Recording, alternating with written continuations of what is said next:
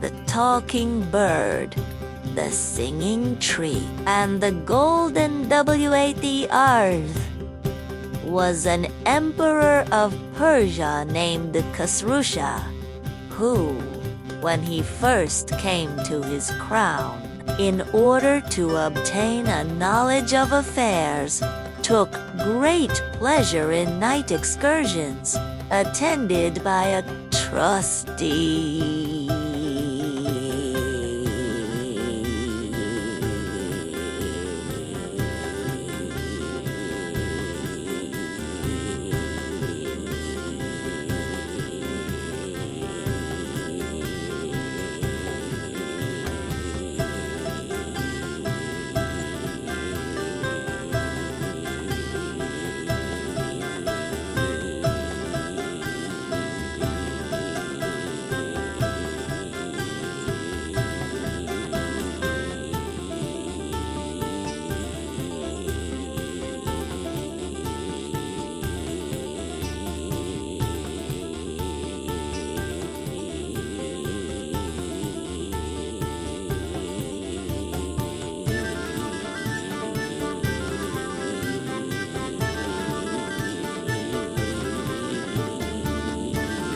He often walked in disguise through the city and met with many adventures, one of the most remarkable of which happened to him upon his first ramble, which was not long after his accession to the throne of his father, after the ceremonies of his father's funeral rites and his own inauguration were over. The new sultan, as well from inclination as from duty, went out one evening, attended by his grand vizier, disguised like himself, to observe what was transacting in the city. As he was passing through a street in that part of the town inhabited only by the meaner sort, he heard some people talking very loud, and going close to the house whence the noise proceeded, and looking through a crack in the door,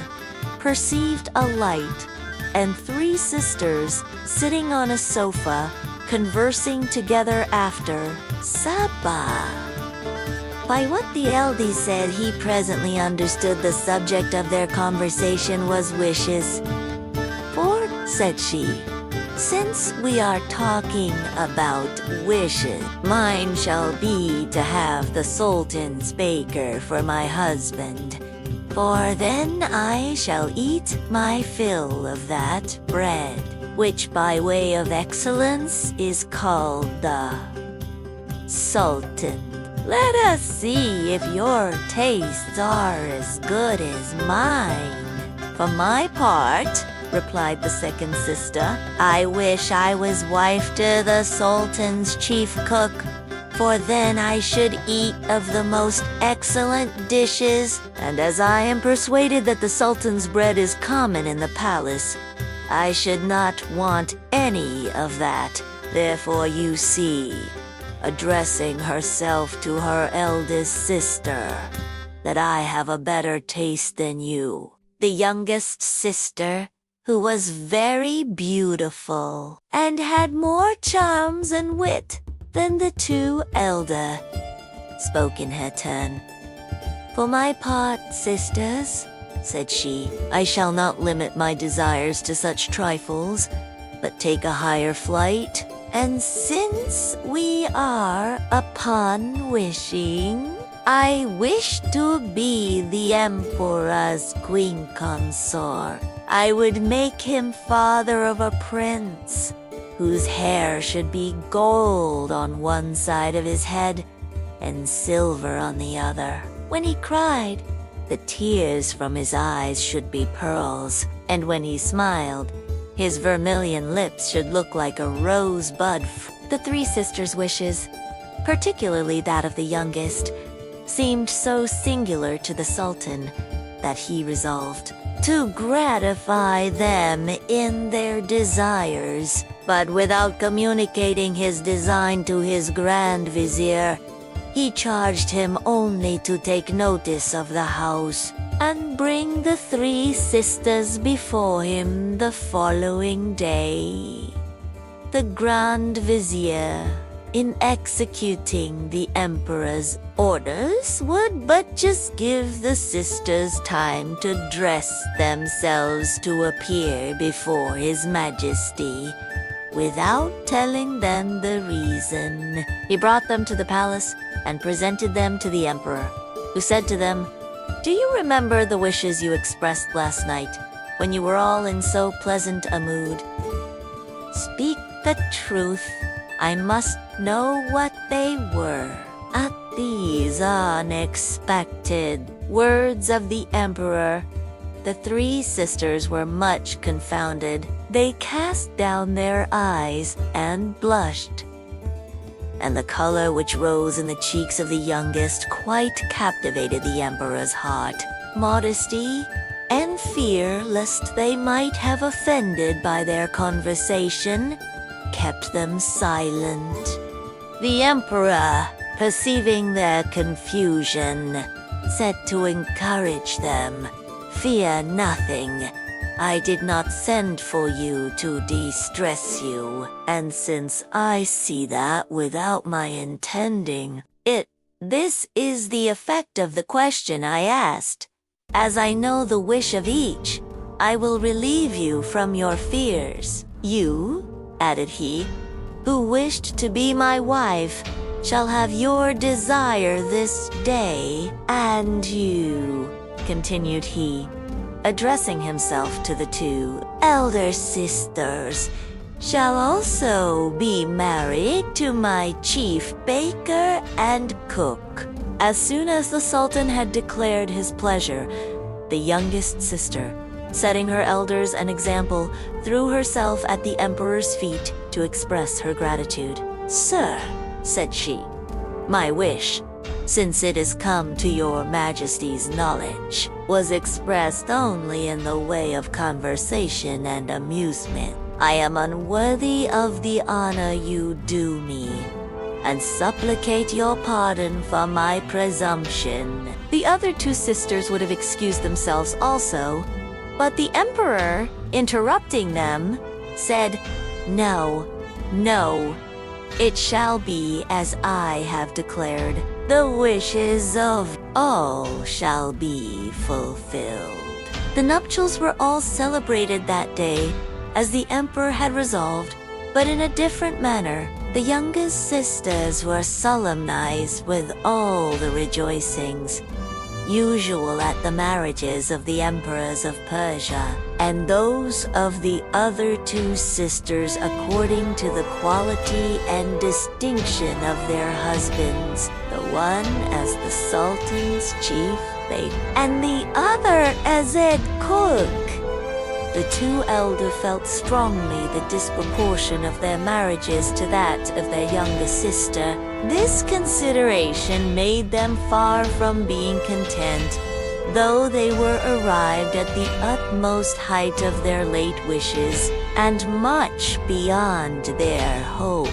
They gave themselves up to an excess of jealousy, which not only disturbed their joy, but was the cause of great trouble and affliction to the queen consort, their younger sister.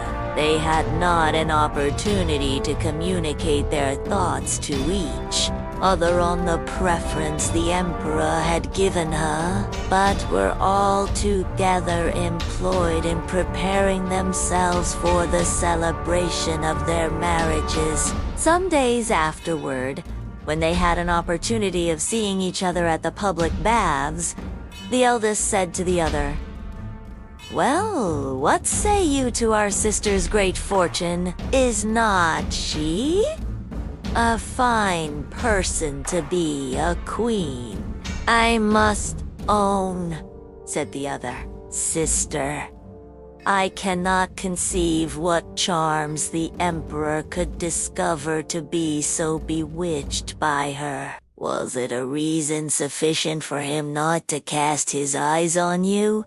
Because she was somewhat younger, you were as worthy of his throne, and in justice he ought to have preferred you, sister," said the elder. "I should not have regretted if his majesty had but pitched upon you. But that he should choose that little simpleton really grieves me. But I will revenge myself, and you, I think, are as much concerned as I. Therefore, I propose that we should contrive measures and act in concert. Communicate to me what you think the likeliest way to mortify her, while I, on my side, will inform you what my desire of revenge shall suggest to me. After this wicked agreement, the two sisters saw each other frequently and consulted how they might disturb and interrupt the happiness of the queen. They proposed a great many ways, but in deliberating about the manner of executing them, found so many difficulties that they durst not attempt them. In the meantime, with a detestable and every time showed her all the marks of affection they could devise, to persuade her how overjoyed they were to have a sister raised to so high a fortune. The queen, on her part, constantly received them with all the demonstrations of esteem they could expect from so near a relative. Some time after her marriage, the expected birth of an heir gave great joy to the queen and emperor, which was communicated to all the courts and spread throughout the empire.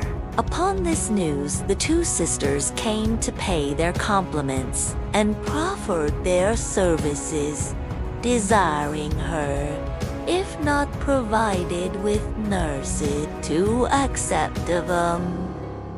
The queen said to them most obligingly, "Sisters, I should desire nothing more, if it were in my power to make the choice. I am, however, obliged to you for your good will, but must submit to what the emperor shall order on this occasion. Let your husbands employ their friends to make interest, and get some courtier to ask this favor of his majesty. And if he speaks to me about it, be assured that I shall not only express the pleasure he does me, but thank him for making choice of you."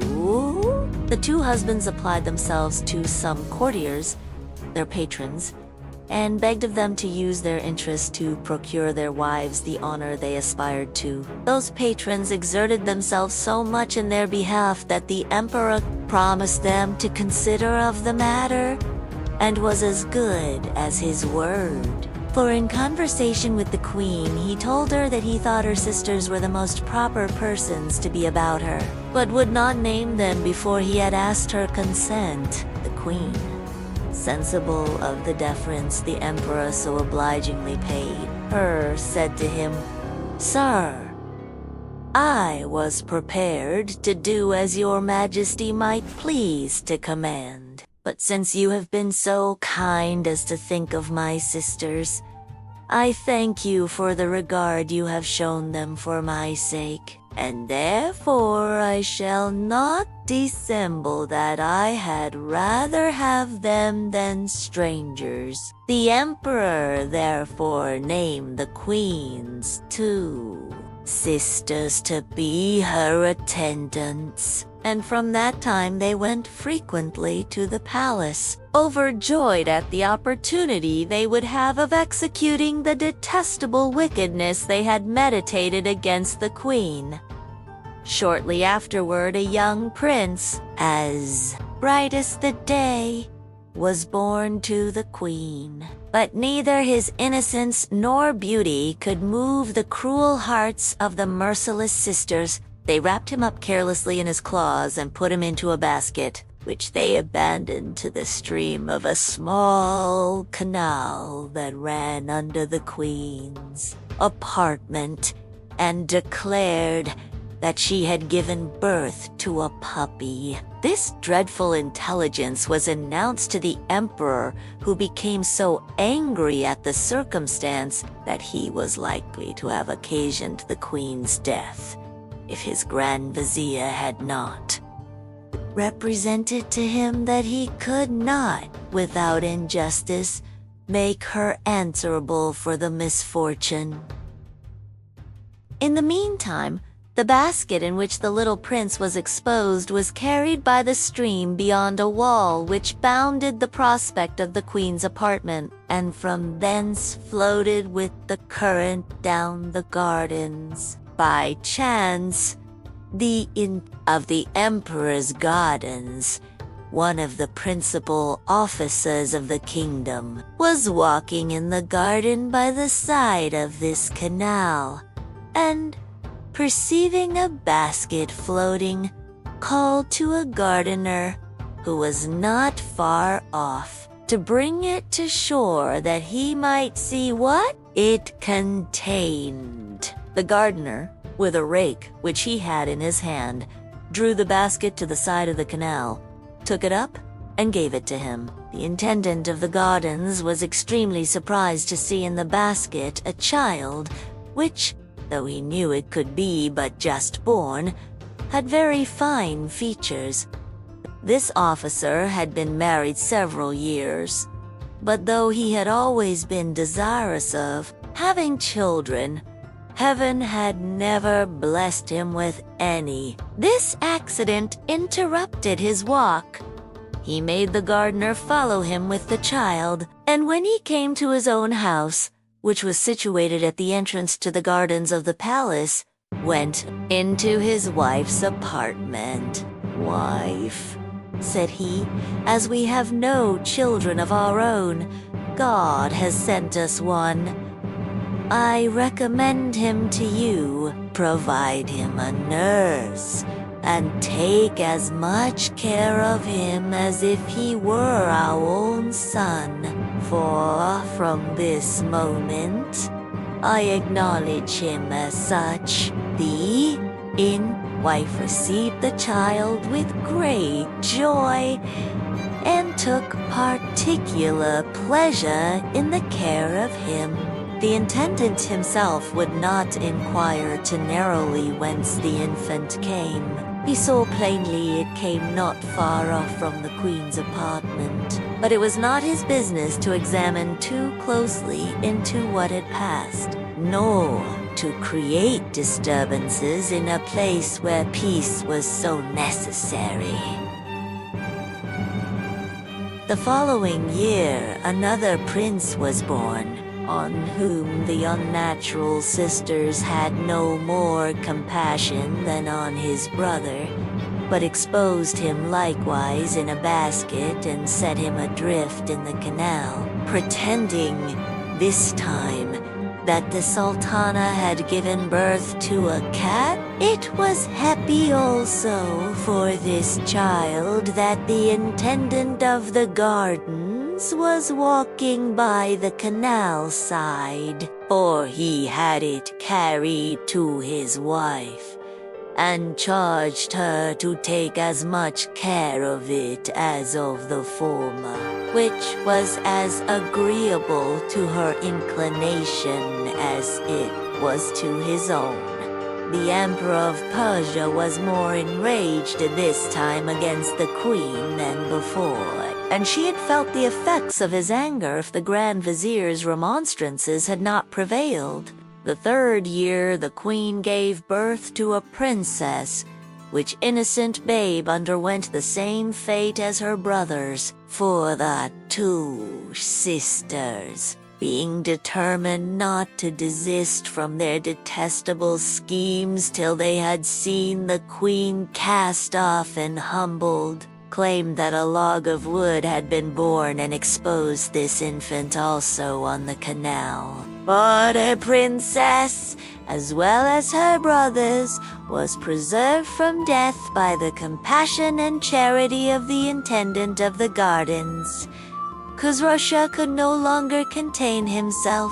When he was informed of the new misfortune, he pronounced sentence of death upon the wretched queen and ordered the Grand Vizier to see it executed.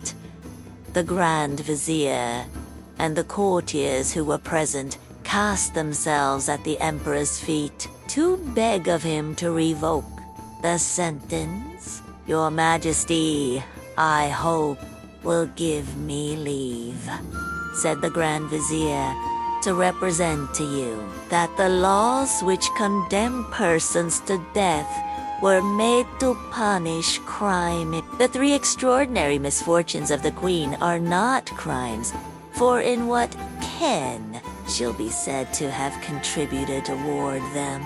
Your Majesty may abstain from seeing her, but let her live. The affliction in which she will spend the rest of her life after the loss of your favor will be a punishment sufficiently distressing. The Emperor of Persia considereth with himself, and, reflecting that it was unjust to condemn the queen to death for what had happened, said, Let her live in. I will spare her life, but it shall be on this condition, that she shall desire to die more than once every day. Let a wooden shed be built for her at the gate of the principal mosque, with iron bars to the windows, and let her be put into it in the coarsest habit. And every Mussulman that shall go into the mosque to prayers shall heap scorn upon her. If anyone fail, I will have him exposed to the same punishment, and that I may be punctually obeyed, I charge you, Vizier, to appoint persons to see this done. The emperor pronounced his sentence in such a tone that the Grand Vizier durst not further remonstrate, and it was executed to the great satisfaction of the two envious sisters. A shed was built, and the queen, truly worthy of compassion, was put into it and exposed ignominiously to the contempt of the people, which usage she bore with a patient resignation that excited the compassion of those who were discriminating and judged of things better than the vulgar.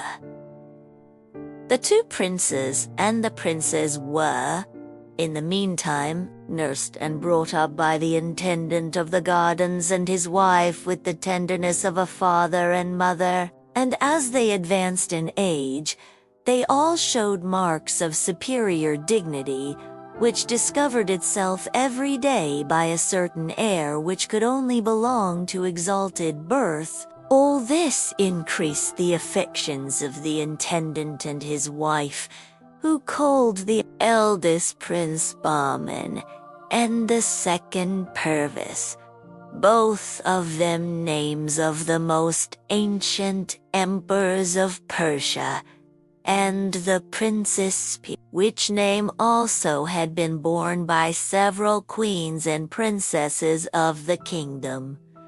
As soon as the two princes were old enough, the intendant provided proper masters to teach them to read and write, and the princess, their sister, who was often with them, showing a great desire to learn, the intendant, pleased with her quickness, employed the same master to teach her also. Her vivacity and piercing wit made her, in a little time, as great a proficient as her brother, From that time, the brothers and sister had the same masters in geography, poetry, history, and even the secret sciences, and made so wonderful a progress that their tutors were amazed, and frankly owned that they could teach them nothing more. At the hours of recreation, the princess learned to sing and play upon all sorts of instruments. And when the princes were learning to ride, she would not permit them to have that advantage over her, but went through all the exercises with them, learning to ride also, to bend the bow and dart the reed or javelin, and oftentimes outdid them in the race and other contests of agility. The intendant of the gardens was so overjoyed to find his adopted children so accomplished in all the perfections of body and mind, and that they so well requited the expense he had been at in their education, that he resolved to be at a still greater, for, as he had until then been content simply with his lodge at the entrance of the garden, and kept no country house, he purchased a mansion at a short distance from the city, surrounded by a large tract of arable land, meadows, and woods. As the house was not sufficiently handsome nor convenient, he pulled it down and spared no expense in building a more magnificent residence. He went every day to hasten, by his presence, the great number of workmen he employed, and as soon as there was an apartment ready to receive him, passed several days together there when his presence was not necessary at court. And by the same exertions, the interior was furnished in the richest manner, in consonance with the magnificence of the edifice. Afterward, he made gardens, according to a plan drawn by himself. He took in a large extent of ground, which he walled around, and stocked with fallow deer, that the princes and princess might divert themselves with hunting when they chose. When this country seat was finished and fit for habitation, the intendant of the gardens went and cast himself at the emperor's feet, and, after representing how long he had served, and the infirmities of age which he found growing upon him, begged that he might be permitted to resign his charge into his majesty's disposal and retire.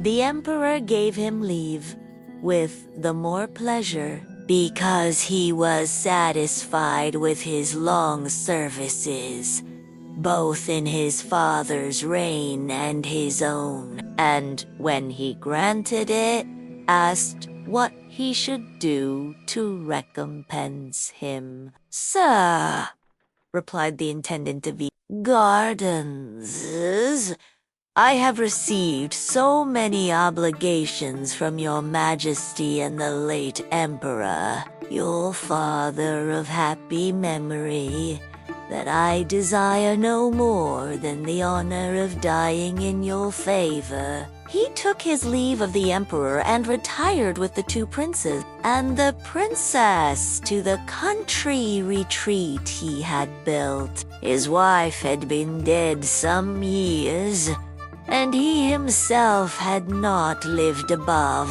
6 months with his charges before he was surprised by so sudden a death that he had not time to give them the least account of the manner in which he had discovered them.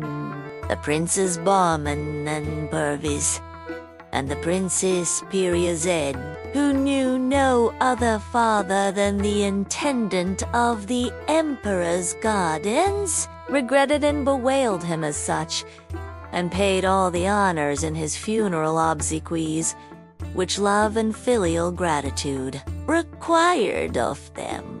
Satisfied with the plentiful fortune he had left them, they lived together in perfect union, free from the ambition of distinguishing themselves at court or aspiring to places of honor and dignity, which they might easily have obtained. One day, when the two princes were hunting, and the princess had remained at home, a religious old woman came to the gate and desired leave to go in to say her prayers. It being then the hour, the servants asked the princess's permission, ordered them to show her into the oratory, which the intendant of the emperor's gardens had taken care to fit up in his house for want of a mosque in the neighborhood. She bade them also, after the good woman had finished her prayers, to show her the house and gardens and then bring her to the hall. The old woman went into the oratory, said her prayers, and when she came out, two of the princess's women invited her to see the residence, which civility she accepted, followed them from one apartment to another, and observed, like a person who understood what belonged to furniture, the nice arrangement of everything. They conducted her also into the garden, the disposition of which she found so well planned that she admired it, observing that the person who had formed it must have been an excellent master of his art. Afterwards she was brought before the princess, who waited for her in the great hall, which in beauty and richness exceeded all that she had admired in the other apartments. As soon as the princess saw the devout woman, she said to her, "My good mother, come near and sit down by me. I am overjoyed at the happiness of having the opportunity of profiting for some moments by the example and conversation of such a person as you, who have taken the right way by dedicating yourself to the service of God. I wish everyone were as wise." The devout woman, instead of sitting on a sofa, would only sit upon the edge of one. The princess would not permit her to do so, but rising from her seat and taking her by the hand, obliged her to come and sit by her. The good woman, sensible of the civility, said, "Madam, I ought not to have so much respect shown me, but since you command and are mistress of your own house, I will obey you." When she had seated herself, before they entered into any conversation, one of the princess's women brought a low stand of mother-of-pearl and ebony, with a china dish full of cakes upon it, and many others set round it full of fruits in season, and wet and dry, sweet.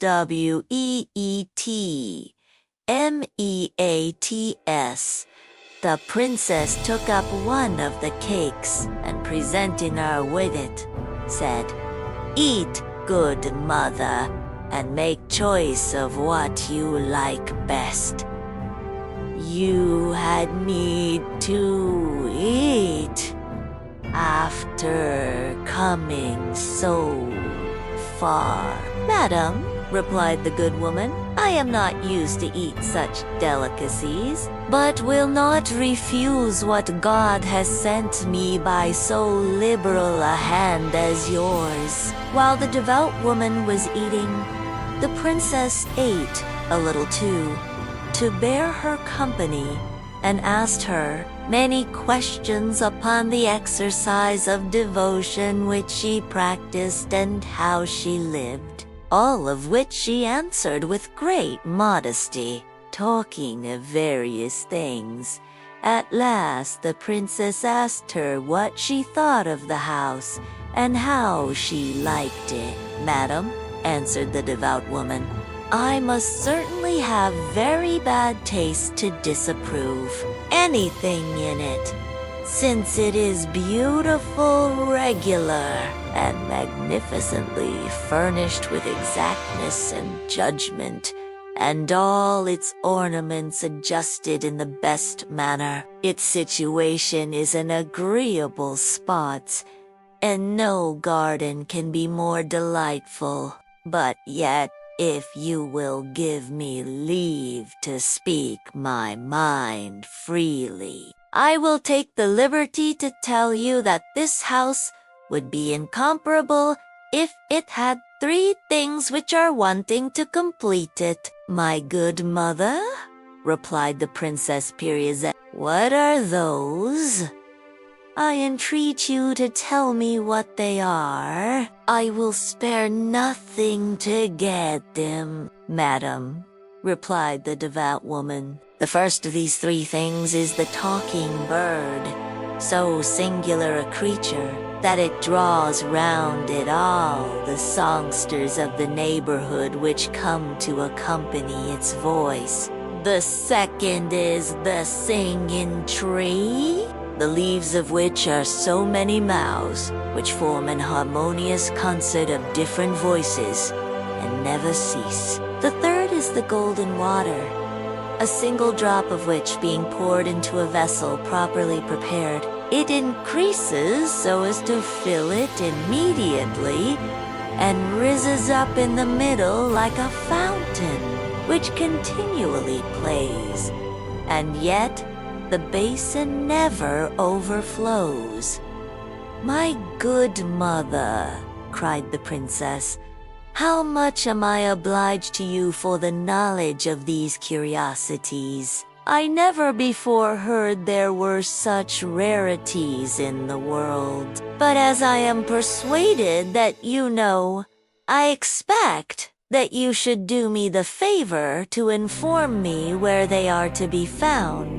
"Madam," replied the good woman, "I should be unworthy the hospitality you have shown me if I should refuse to satisfy your curiosity on that point, and am glad to have the honor to tell you that these curiosities are all to be met with in the same spot on the confines of this kingdom, toward India. The road lies before your house, and whoever you send needs but follow it for 20 days, and on the 20th,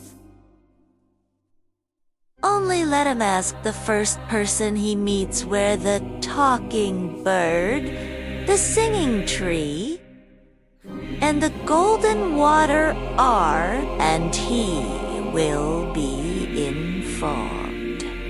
After saying this, she rose from her seat, took her leave, and went her way.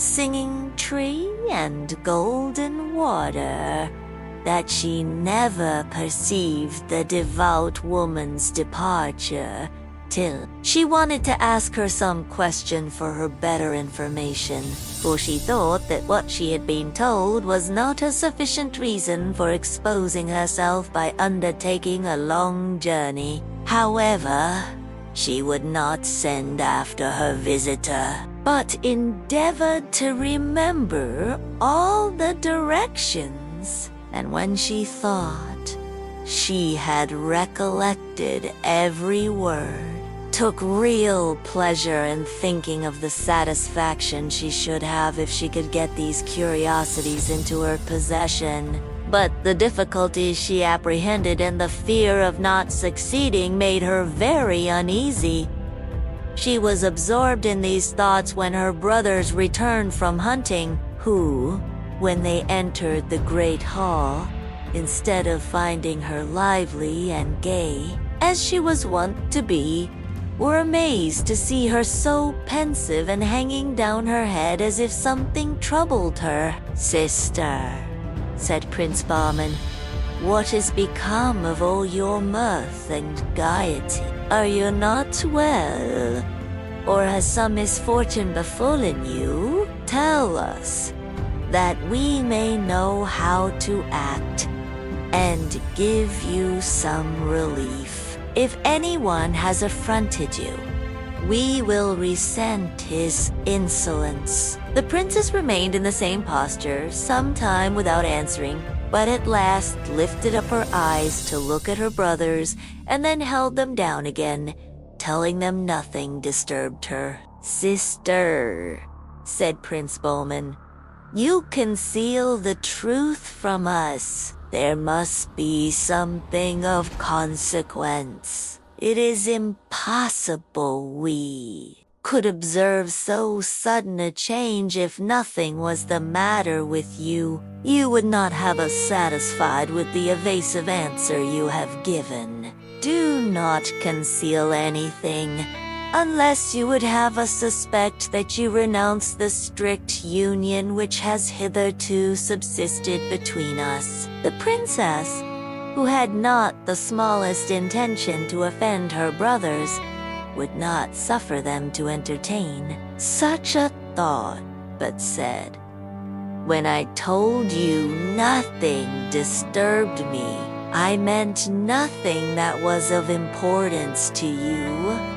But to me it is of some consequence, and since you pressed me to tell you by our strict union and friendship, which are so dear to me, I will, you think, and I always believed so too, that this house was so complete that nothing was wanting.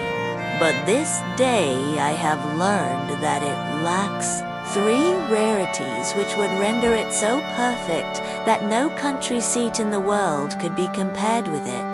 These 3 things are the talking bird, the singing tree, and the golden wand." After she had informed them wherein consisted the excellency of these rarities, "A devout woman," added she, "has made this discovery to me, told me the place where they are to be found, and the way that perhaps you may imagine these things of little consequence, that without these additions our house will always be thought sufficiently elegant, and that we can do without them. You may think as you please, but I cannot help telling you that I am persuaded they are absolutely necessary, and I shall not be easy without them. Therefore, whether you value them or not, I desire you to consider what person you may think proper for me to send in search of the curiosities I have mentioned." "Sister," replied Prince Bahman, "nothing can concern you in which we have not an equal interest. It is enough that you desire these things to oblige us to take the same interest. But if you had not, we feel ourselves inclined of our own accord, and for our own individual satisfaction, I am persuaded my brother is of the same opinion, and therefore we ought to undertake this conquest. For the importance and singularity of the undertaking deserve that name. I will take the charge upon myself. Only tell me the place and the way to it, and I will defer my journey no longer than till tomorrow. Brother, said Prince Perviz, it is not proper that you, who are the head of our family, should be absent. I desire my sister should join with me to oblige you to abandon your design and allow me to undertake it. I hope to acquit myself as well as you, and it will be a more regular proceeding. I am persuaded of your goodwill, brother, replied Prince Bahman, and that you would succeed as well as myself in this journey. But I have resolved and will undertake it. You shall stay at home with our sister, and I need not recommend her to you. The next morning, Bowman mounted his horse, and Purvis and the princess embraced and wished him a good journey. But in the midst of their adieus, the princess recollected what she had not thought of before. Brother, said she, I had quite forgotten the accidents which attend travelers. Who knows whether I shall ever see you again? Alight, I beseech you, and give up this journey. I would rather be deprived of the sight and possession of the talking bird, the singing tree, and the golden water, than run the risk of never seeing you more. Sister, replied Bowman, smiling at her sudden fears, my resolution is fixed. The accidents you speak of befall only those who are unfortunate, but there are more who are not so. However, as events are uncertain, and I may fail in this undertaking, all I can do is to leave you this knife. Bowman, pulling a knife from his vestband and presenting it to the princess in the sheath, said, Take this knife, sister, and give yourself the trouble sometimes to pull it out of the sheath. While you see it clean as it is now, it will be a seeing that I am alive. But if you find it stained with blood, then you may believe me dead, and indulge me with your prayers. The princess could obtain nothing more of Bowman. He bade adieu to her and Prince Perviz for the last time and rode away. When he got into the road, he never turned to the right hand nor to the left, but went directly forward toward India. The 20th day he perceived on the roadside a hideous old man who sat under a tree near a thatched house, which was his retreat from the weather. His eyebrows were as white as snow, as was also the hair of his head. His whiskers covered his mouth, and his beard and hair reached down to his feet. The nails of his hands and feet were grown to an extensive length, while a flat, broad umbrella covered his head. He had no clothes, but only a mat thrown round his body. This old man was a dervish for so many years, retired from the world to give himself up entirely to the service of God, that at last he had become what we have described. Prince Bahman, who had been all that morning very attentive, to see if he could meet with anybody who could give him information of the place he was in search of, stopped when he came near the dervish, alighted in conformity to the directions which the devout woman had given the Princess Pirized, and leading his horse by the bridle, advanced toward him and saluting him, said, "God prolong your days, good father, and grant you the accomplishment of your desires." The dervish returned the prince's salutation, but so unintelligibly that he could not understand one word he said, and perceiving that this difficulty proceeded from the dervish's whiskers hanging over his mouth, and unwilling to go any further without the instructions he wanted, pulled out a pair of scissors he had about him, and having tied his horse to a branch of the tree, said, "Good dervish, I want to have some talk with you, but your whiskers prevent my understanding." "What?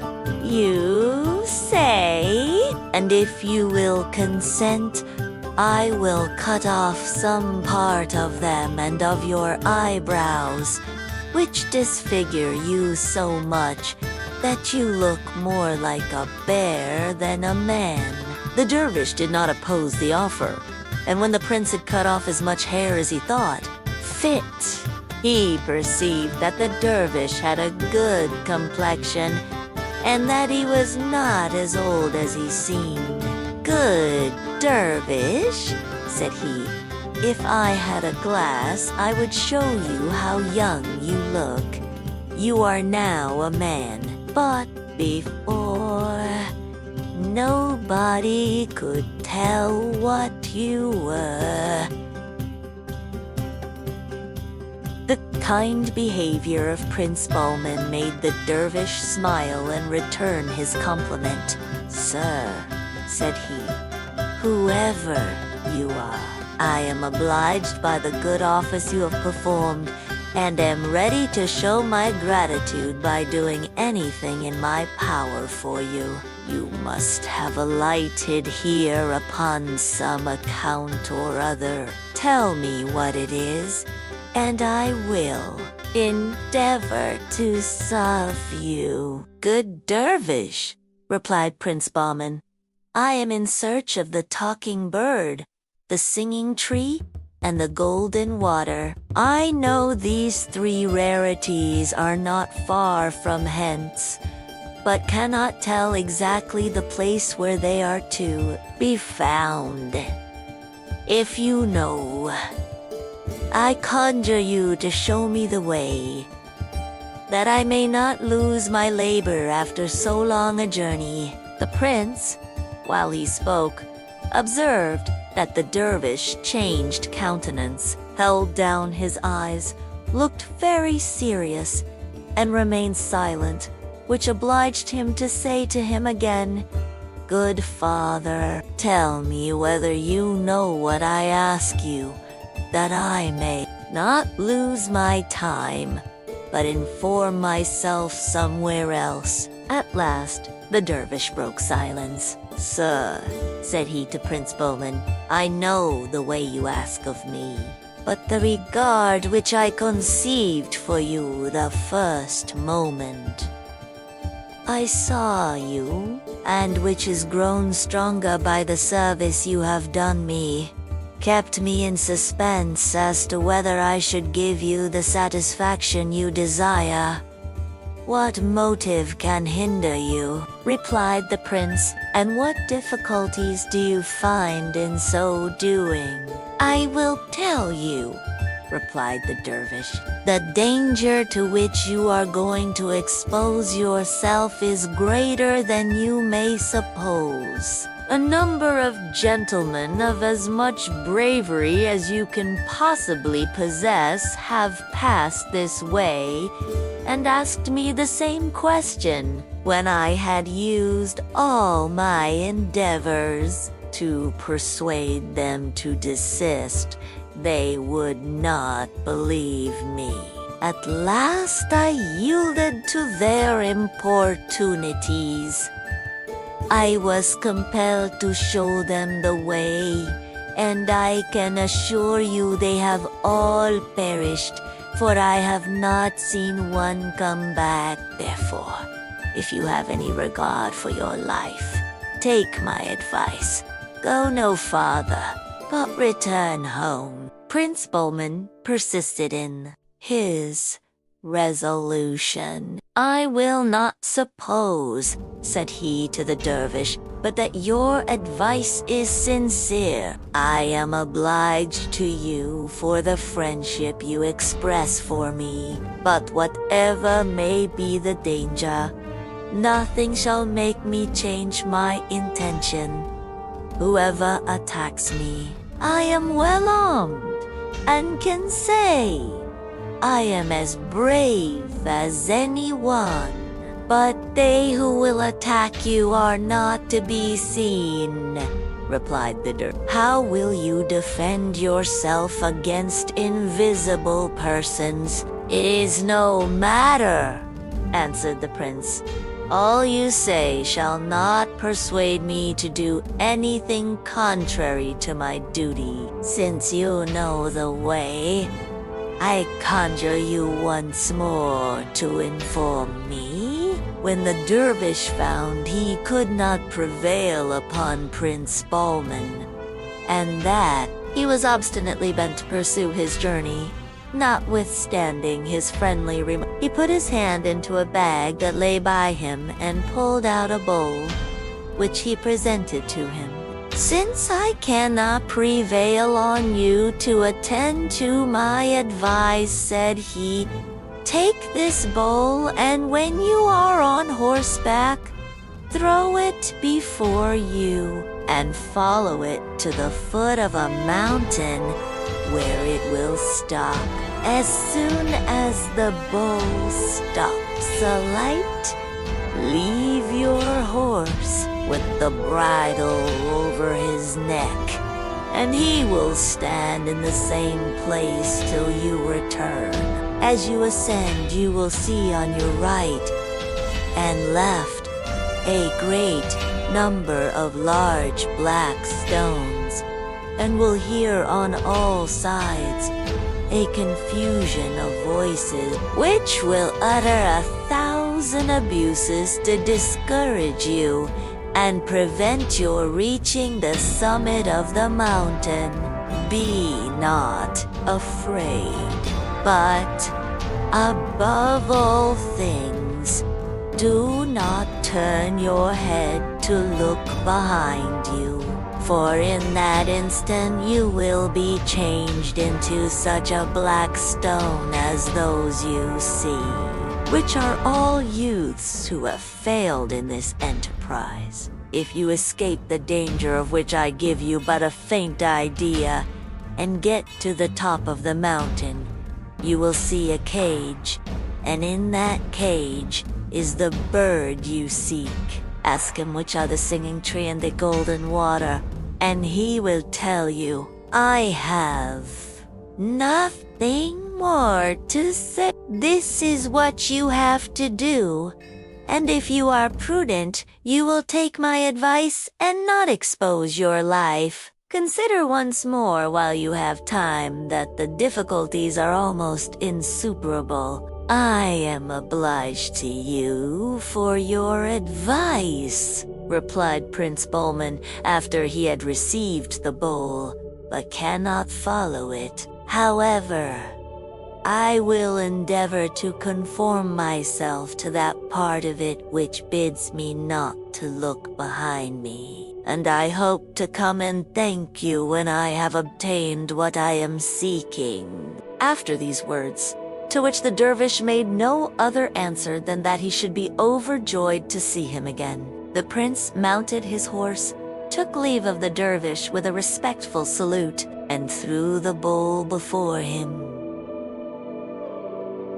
The bowl rolled away with as much swiftness as when Prince Bowman first hurled it from his hand. which obliged him to put his horse to the same pace to avoid losing sight of it. And when it had reached the foot of the mountain, it stopped. The prince alighted from his horse, laid the bridle on his neck, and having first surveyed the mountain and seen the black stones, began to ascend, but had not gone 4 steps before he heard the voices mentioned by the dervish, though he could see nobody.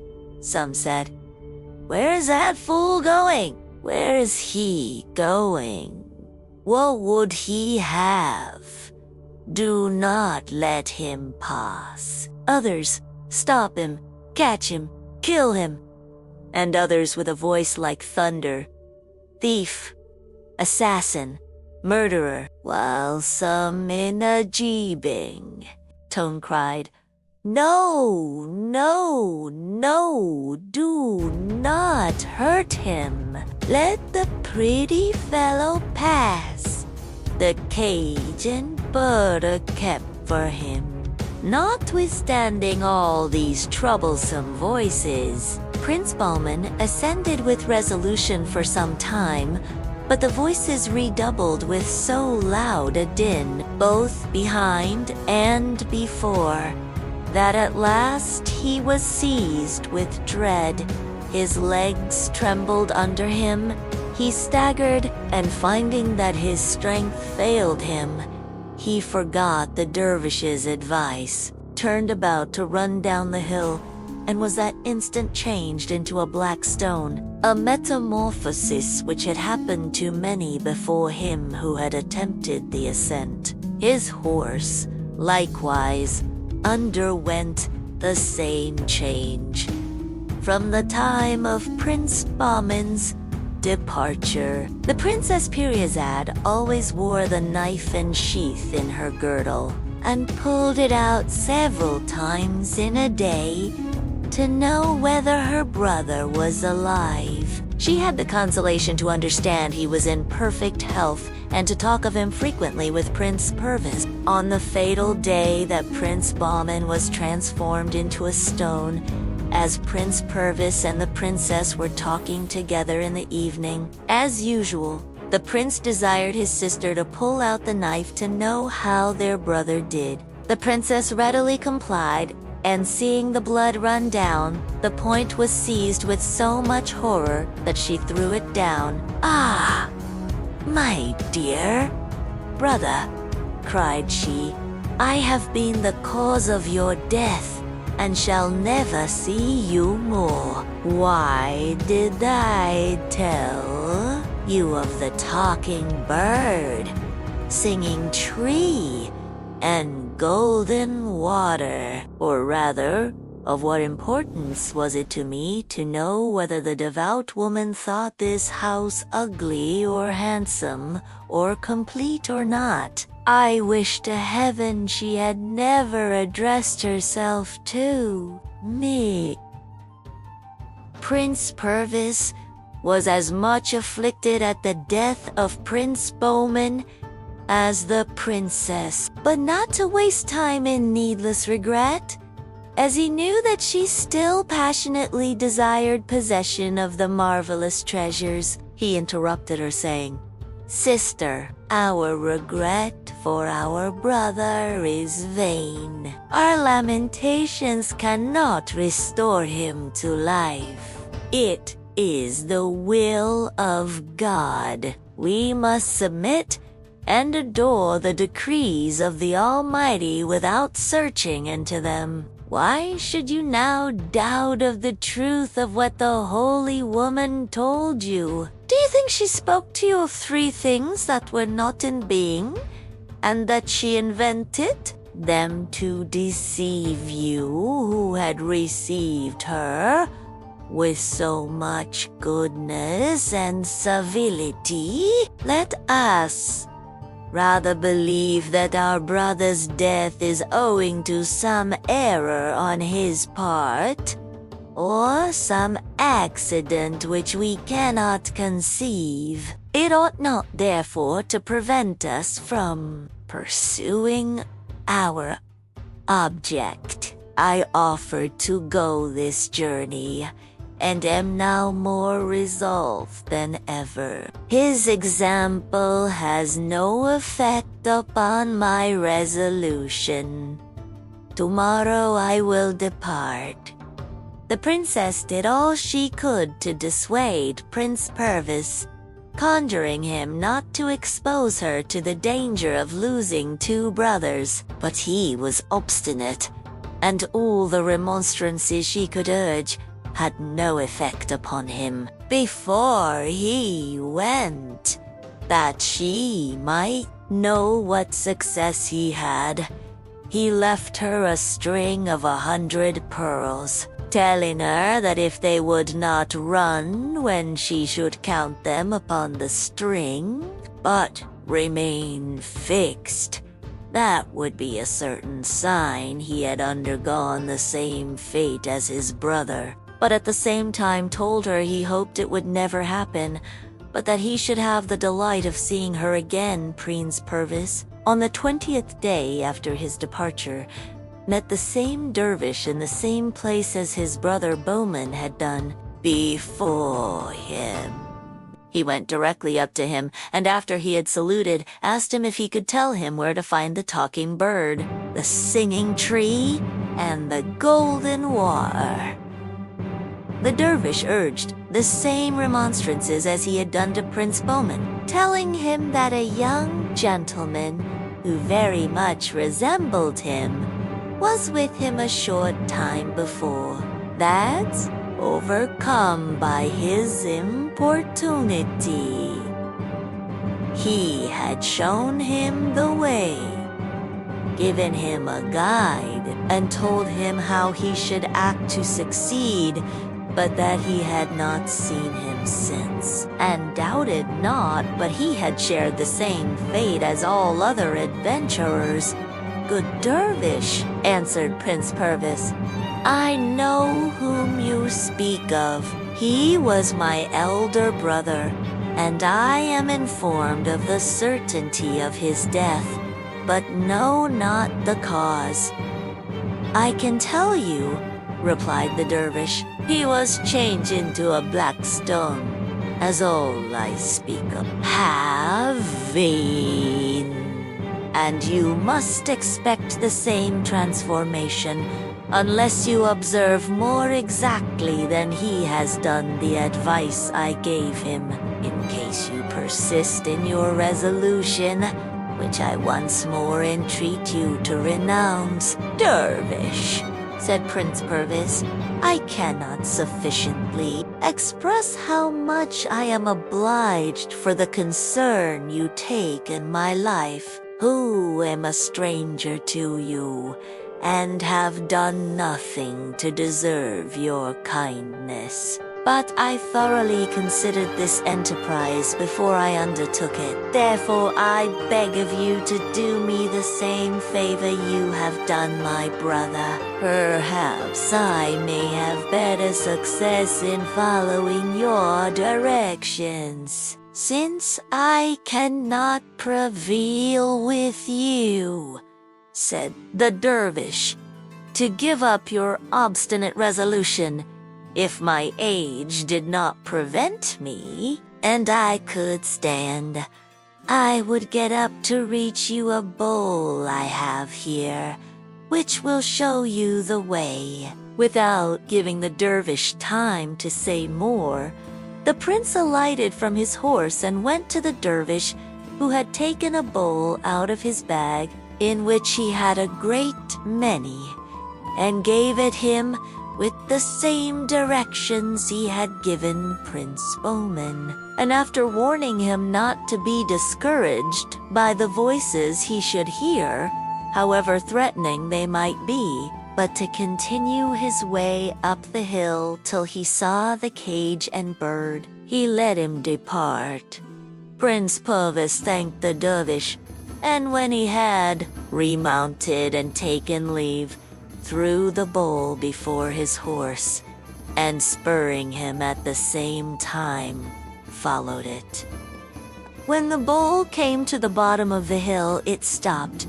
The prince alighted, and stood some time to recollect the dervish's directions. He encouraged himself and began to walk up with a resolution to reach the summit. But before he had gone above 6 steps, he heard a voice, which seemed to be near, as of a man behind him, say in an insulting tone, "Stay, rash youth, that I may punish you for your presumption." Upon this affront the prince, forgetting the dervish's advice, clapped his hand upon his sword, drew it, and turned about to revenge himself, but had scarcely time to see that nobody followed him before he and his horse were changed into black stones.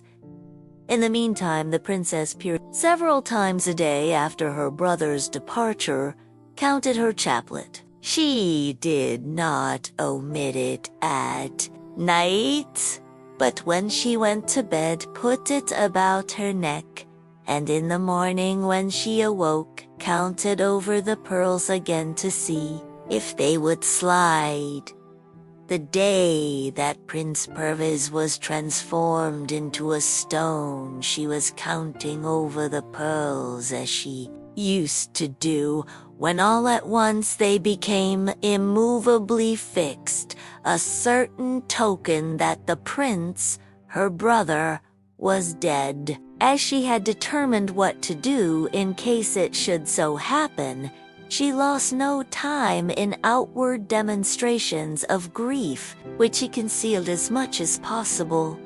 But having disguised herself in man's apparel, she mounted her horse the next morning, armed and equipped, having told her servants she should return in 2 or 3 days, and took the same road that her brothers had done.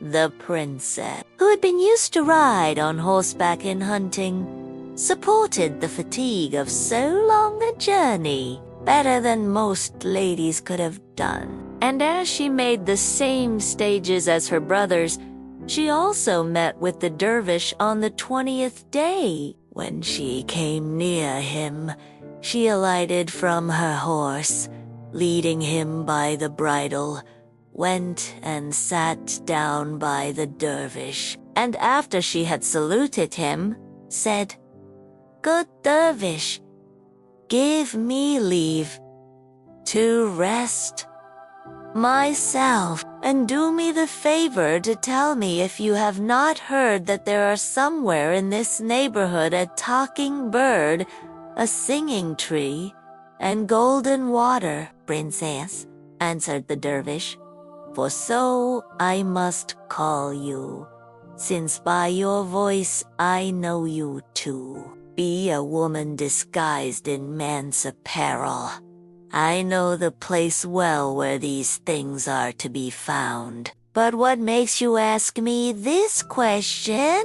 "Good dervish," replied the princess, "I have had such a flattering relation of them given me, that I have a great desire to possess them." "Madam," replied the dervish, "you have been told the truth. These curiosities are more singular than they have been represented. But you have not been made acquainted with the difficulties which must be surmounted in order to obtain them. If you had been fully informed of these, you would not have undertaken so dangerous an enterprise. Take my advice, return, and do not urge me to contribute toward your ruin." "Good father," said the princess, "I have traveled a great way, and should be sorry to return without executing my design. You talk of difficulties and danger of life, but you do not tell me what those difficulties are, and wherein the danger consists."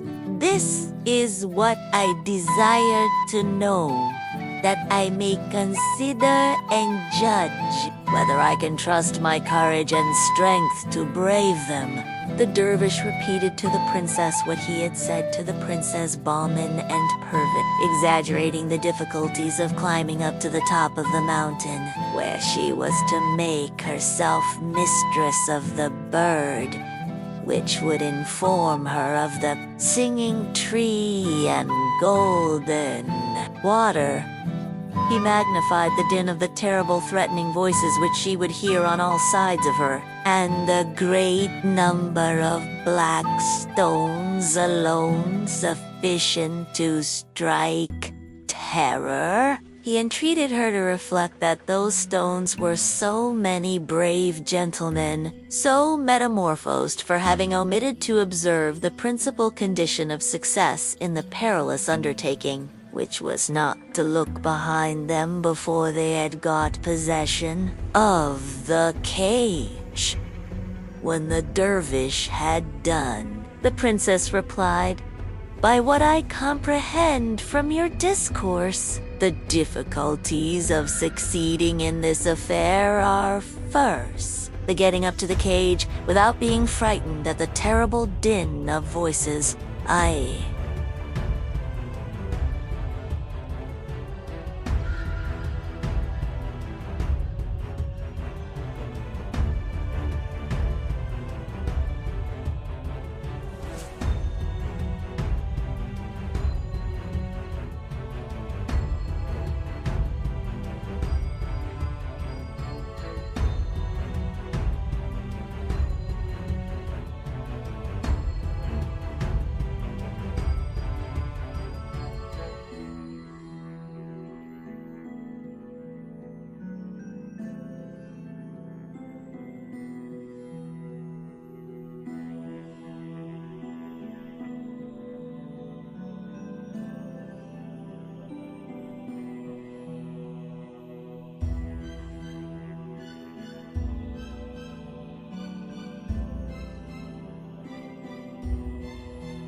And secondly, not to look behind me. For this last, I hope I shall be mistress enough of myself to observe it. As to the first, I own that voices such as you represent them to be are capable of striking terror into the most undaunted, but as in all enterprises and dangers, everyone may use stratagem.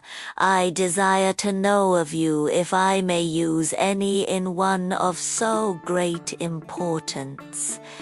"And what stratagem is it you would employ?" said the dervish.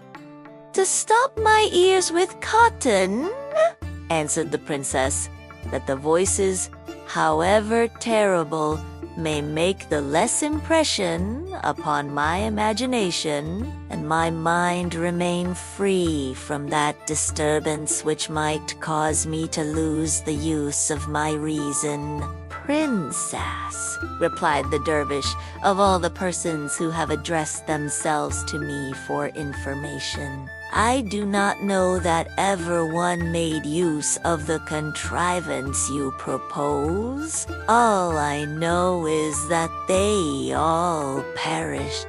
If you persist in your design, you may make the experiment. You will be fortunate if it succeeds, but I would advise you not to expose yourself to the danger."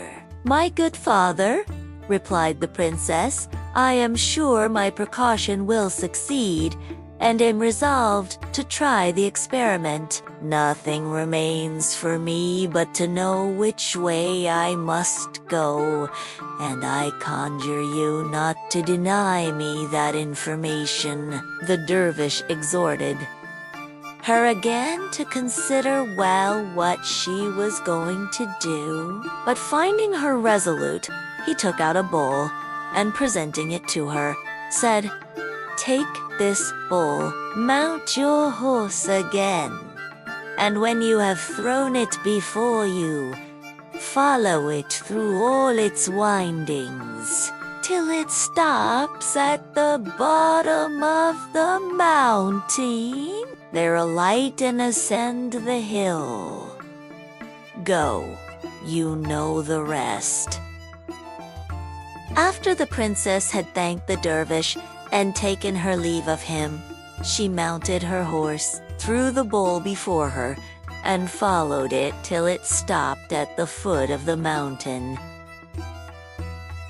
She then alighted, stopped her ears with cotton, and after she had well examined the path leading to the summit, began with a moderate pace and walked up with intrepidity. She heard the voices and perceived the great service the cotton was to her. The higher she went, the louder and more numerous the voices seemed, but they were not capable of making any impression upon her. She heard a great many affronting speeches and raillery very disagreeable to a woman, which she only laughed at. "I mind not," said she to herself, "all that can be said. Were it worse, I only laugh at them and shall pursue my way." At last, she climbed so high that she could perceive the cage and the bird, which endeavored, in company with the voices, to frighten her, crying in a thundering tone, notwithstanding the smallness of its size, "Retire, fool, and approach no nearer."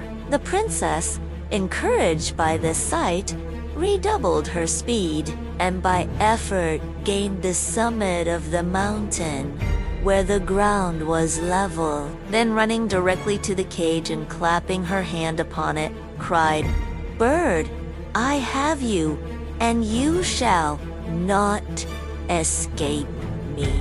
While Pirizad was pulling the cotton out of her ears, the bird said to her, "Heroic princess, be not angry with me for joining with those who exerted themselves to preserve my liberty.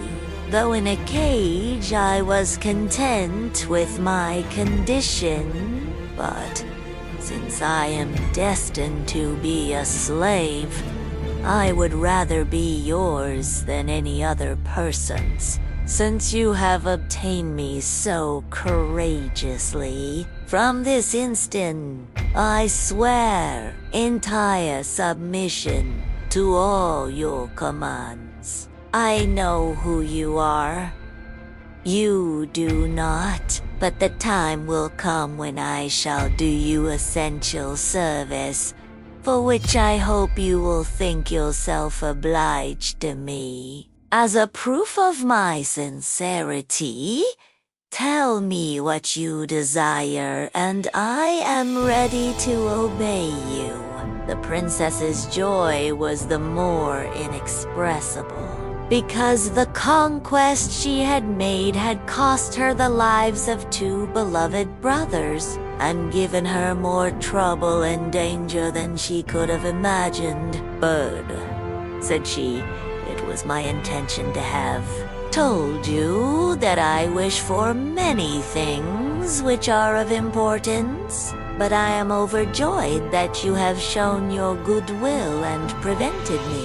I have been told that there is not far off a golden water, the property of which is very wonderful. Before all things, I ask you to tell me where it is." The bird showed her the place, which was just by, and she went and filled a little silver flagon which she had brought with her. She returned at once and said, "Bird, this is not enough. I want also the singing tree. Tell me where it is." "Turn about," said the bird, "and you will see behind you a wood where you will find the tree." The princess went into the wood and, by the harmonious concert she heard, soon knew the tree among many others, but it was very large and high. She came back again and said, "Bird, I have found the singing tree, but I can neither pull it up by the roots nor carry it." The bird replied, It is not necessary that you should take it up. It will be sufficient to break off a branch and carry it to plant in your garden. It will take root as soon as it is put into the earth, and in a little time will grow to as fine a tree as that you have seen. Sufficient it will be sufficient to break off a branch and carry it to plant in your garden. When the princess had obtained possession of the 3 things for which she had conceived so great a desire, she said again, "Bird, what you have yet done for me is not sufficient. You have been the cause of the death of my 2 brothers, who must be among the black stones I saw as I ascended the mountain. I wish to take the princes home with me."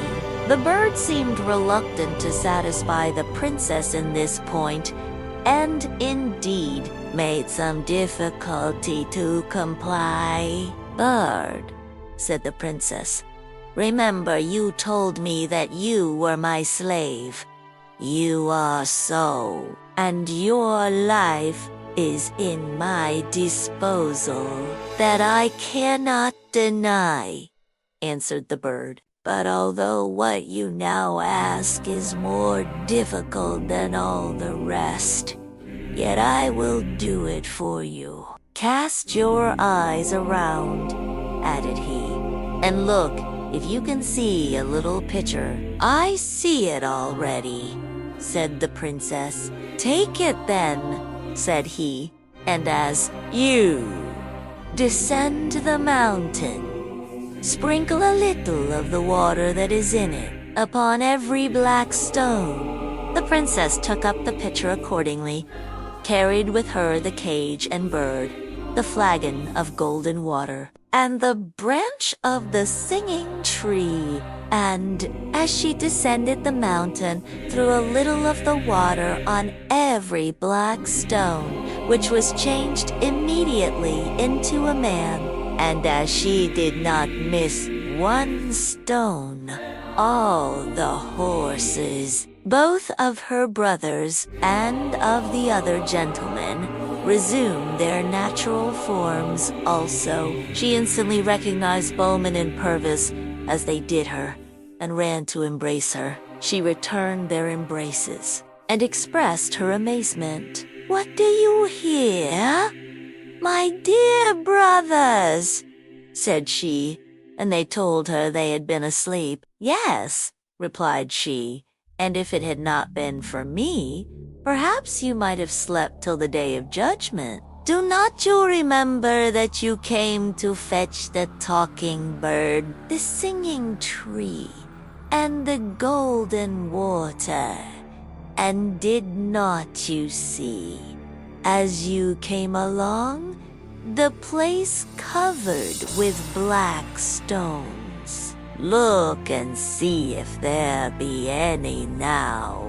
The gentlemen and their horses, who surround us, and you yourselves, were these black stones. If you desired to know how this wonder was performed," continued she, showing the pitcher, which she set down at the foot of the mountain, "it was done by virtue of the water which was in this pitcher, with which I sprinkled every stone, after I had made the talking bird which you see in this cage my slave. By his directions I found out the singing tree, a branch of which I have now in my hand, and the golden water with which this flagon is filled, but being still unwilling to return without taking you with me,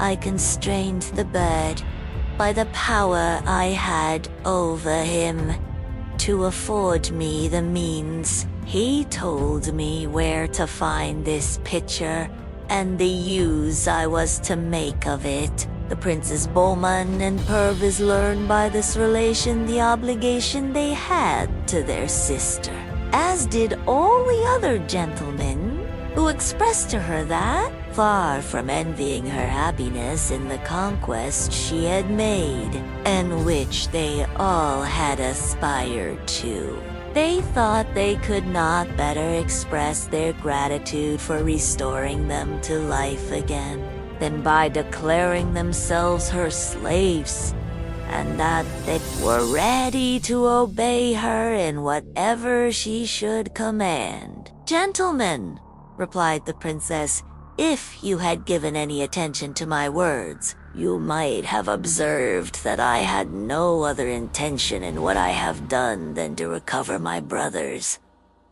Therefore, if you have received any benefit, you owe me no obligation, and I have no further share in your compliment than your politeness toward me, for which I return you my thanks. In other respects, I regard each of you as quite as free as you were before your misfortunes, and I rejoiced with you at the happiness which has accrued to you by my means.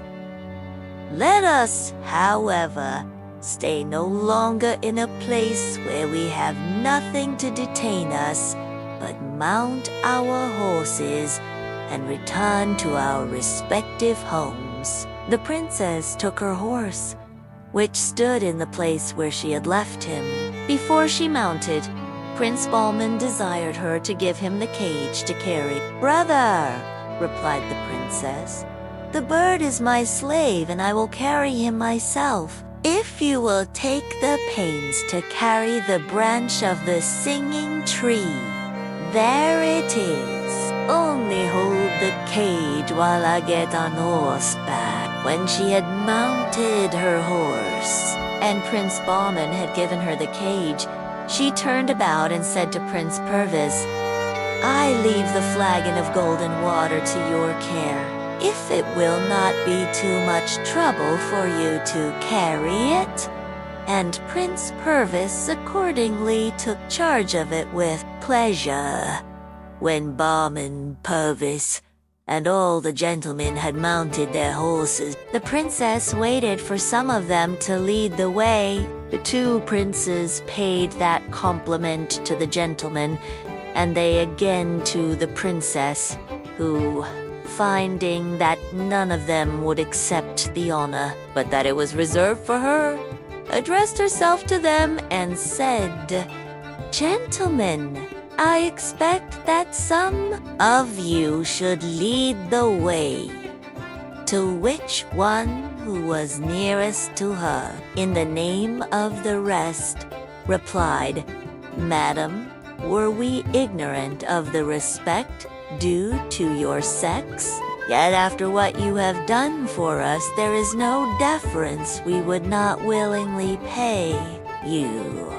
Notwithstanding your modesty, we entreat you no longer to deprive us of the happiness of following you." "Gentlemen," said the princess, "I do not deserve the honor you do me, and accept it only because you desire it." At the same time she led the way, and the two princes and the gentlemen followed. This illustrious company called upon the dervish, as they passed, to thank him for his reception and wholesome advice, which they had all found to be sincere.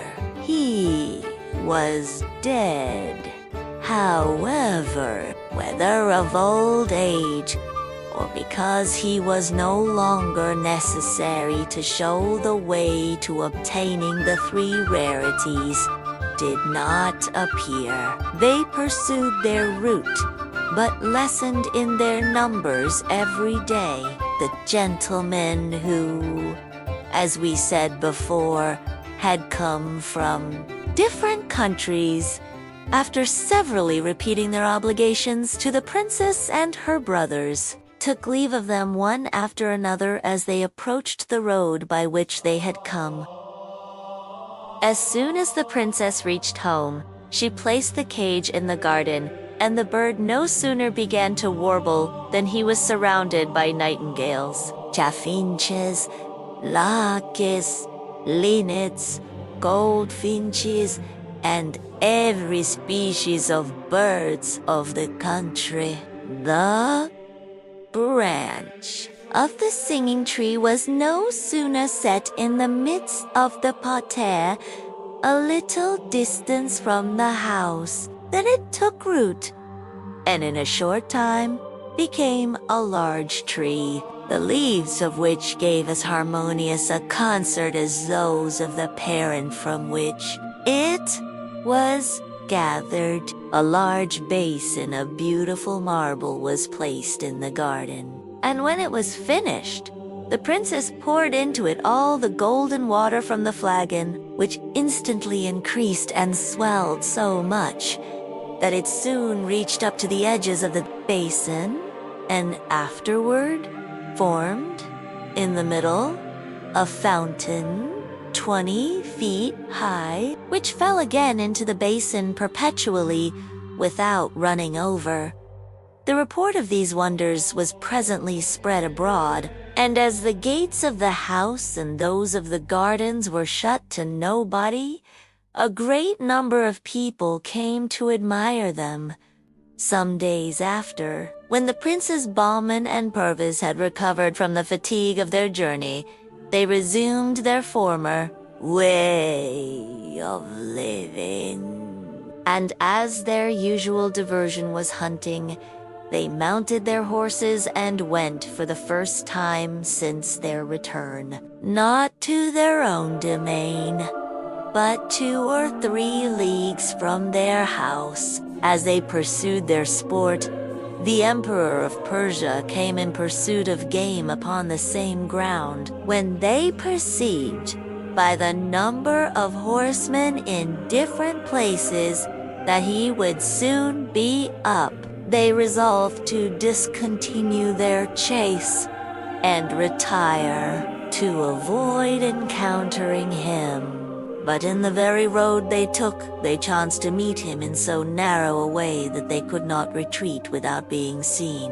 In their surprise they had only time to alight and prostrate themselves before the emperor, without lifting up their heads to look at him. The emperor, who saw they were as well mounted and dressed as if they had belonged to his court, had a curiosity to see their faces. He stopped and commanded them to rise. The princes rose up and stood before him with an easy and graceful air, accompanied with modest countenances. The emperor took some time to view them before he spoke, and after he had admired their good air and mien, asked them who they were and where they lived. "Sir," said Prince Bahman, "we are the sons of the late intendant of your majesty's gardens, and live in a house which he built a little before he died, till we should be fit to serve your majesty, and ask of you some employ when opportunity offered." "By what I perceive," replied the emperor, "you love hunting." "Sir," replied Prince Bahman, "it is our common exercise, and what none of your majesty's subjects who intend to bear arms in your armies ought, according to the ancient custom of the kingdom, to neglect." The emperor, charmed with so prudent an answer, said, "Since it is so, I should be glad to see your expertness in the chase. Choose your own game." The princes mounted their horses again and followed the emperor, but had not gone far before they saw many wild beasts together. Prince Bahman chose a lion and Prince Perviz a bear, and pursued them with so much intrepidity that the emperor was surprised. They came up with their game nearly at the same time, and darted their javelins with so much skill and address that they pierced the one, the lion, and the other, the bear, so effectually that the emperor saw them fall one after the other immediately. Afterward, Prince Bahman pursued another bear, and Prince Perviz another lion, and killed them in a short time, and would have beaten out for fresh game. But the emperor would not let them, and sent to them to come to him. When they approached, he said, "If I had given you leave, you would soon have destroyed all my game. But it is not that which I would preserve, but your person. For I am so well assured your bravery may one time or other be serviceable to me, that from this moment your lives will be always dear to me." The emperor, in short, conceived so great a kindness for the two princes that he invited them immediately to make him a visit. To which Prince Bahman replied, "Your Majesty does us an honor we do not deserve, and we beg you will excuse us." The emperor, who could not comprehend what reason the princes could have to refuse this token of his favor, pressed them to tell him why they excused themselves. "Sir," said Prince Bahman, "we have a sister younger than ourselves, with whom we live in such perfect union that we undertake nothing before we consult her, nor she anything without asking our advice. I commend your brotherly affection," answered the emperor. "Consult your sister. Meet me tomorrow and give me an answer." The princes went home, but neglected to speak of their adventure in meeting the emperor and hunting with him, and also of the honor he had done them, yet did not the next morning fail to meet him at the place appointed. "Well," said the emperor, "have you spoken to your sister? And has she consented to the pleasure I expect of seeing you?" The two princes looked at each other and blushed. "Sir," said Prince Bahman, "we beg your Majesty to excuse us, for both my brother and I forgot." "Then remember today," replied the emperor, "and be sure to bring me an answer." The princes were guilty of the same fault a second time, and the emperor was so good-natured as to forgive their negligence, but to prevent their forgetfulness, the third time he pulled 3 little golden balls out of a purse and put them into Prince Bahman's bosom. "These balls," said he, smiling, "will prevent your forgetting a third time what I wish you to do for my sake, since the noise they will make by falling on the floor when you undress will remind you, if you do not recollect it before." The event happened just as the emperor foresaw, and without these balls the princes had not thought of speaking to their sister of this affair. For as Prince Bahman unloosed his girdle to go to bed, the balls dropped on the floor, upon which he ran into Prince Perviz's chamber, when both went into the Princess Piryazad's apartment, and after they had asked her pardon for coming at so unseasonable a time, they told her all the circumstances of their meeting the emperor. The princess was somewhat surprised at this intelligence. "Your meeting with the emperor," said she, "is happy and honorable, and may in the end be highly advantageous to you. But it places me in an awkward position. It was on my account. I know you refused the emperor, and I am infinitely obliged to you you for doing so. I know by this that you would rather be guilty of incivility toward the Emperor than violate the union we have sworn to each other.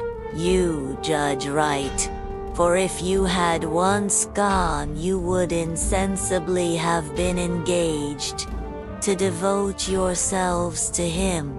But do you think it an easy matter absolutely to refuse the Emperor what he seems so earnestly to desire? Monarchs will be obeyed in their desires, and it may be dangerous to oppose them. Therefore, if to follow my inclination I should dissuade you from obeying him, it may expose you to his resentment, and may render myself and you miserable.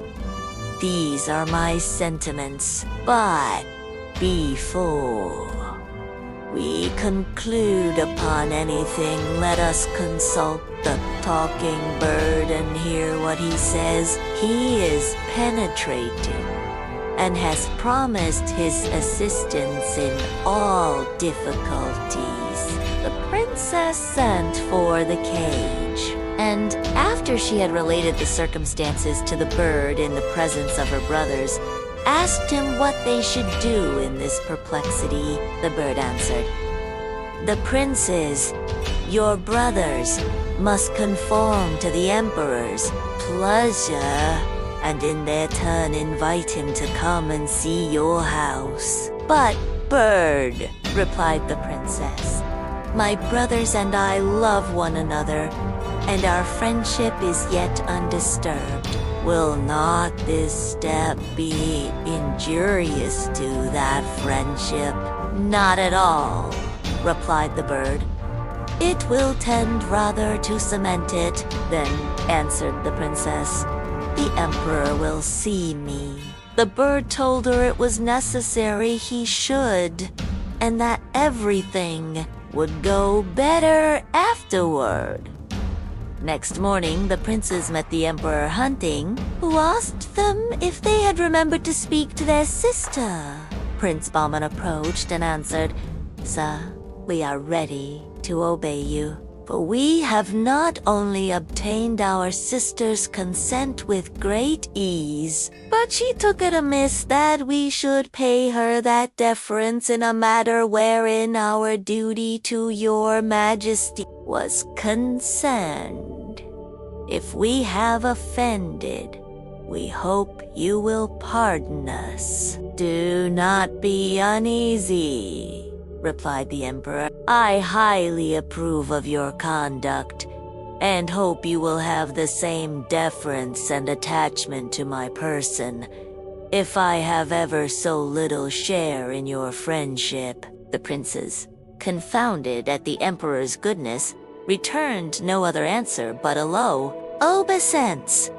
The Emperor, contrary to his usual custom, did not hunt long that day, presuming that the princes possessed wit equal to their courage and bravery. He longed with impatience to converse with them more at liberty.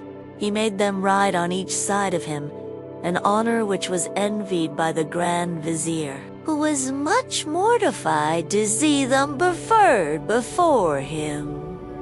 When the Emperor entered his capital, the eyes of the people, who stood in crowds in the streets, were fixed upon the two princes, Bowman and Purvid, and they were earnest to know who they might be.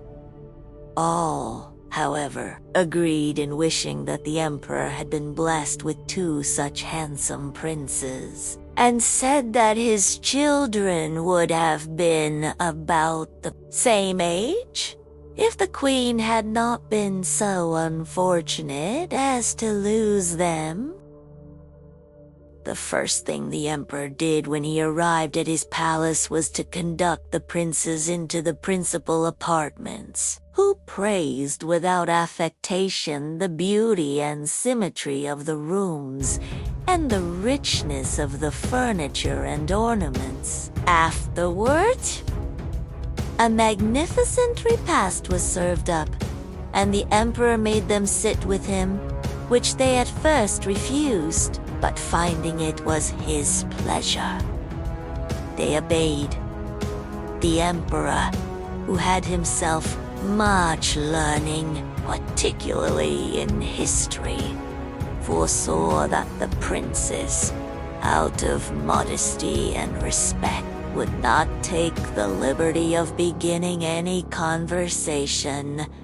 Therefore, to give them an opportunity, he furnished them with subjects all dinner time, but whatever subject he introduced, they showed so much wit, judgment, and discernment that he was struck with admiration.